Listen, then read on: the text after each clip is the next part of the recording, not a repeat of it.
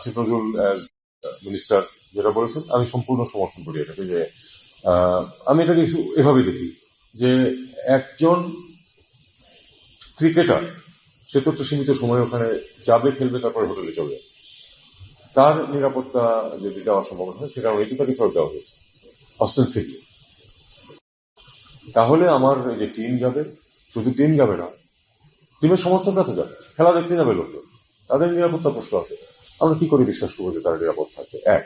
দুই হচ্ছে যে আহ, হিন্দুত্ববাদী সংগঠনগুলি যে একটা বাংলাদেশ বিরোধী কার্যকলাপ কথাবার্তা চলছে, সেটার প্রেক্ষিতে আসলে সত্যিকার অর্থেই তো ভারতীয় আহ, সংস্থাগুলির পক্ষে নিরাপত্তা দেওয়া কঠিন হবে সবাইকে। সেই হিসাবে যে আমরা আসলে খেলবো, কিন্তু ভারতের বাইরে খেলবো যেখানে এই সমস্যা হবে।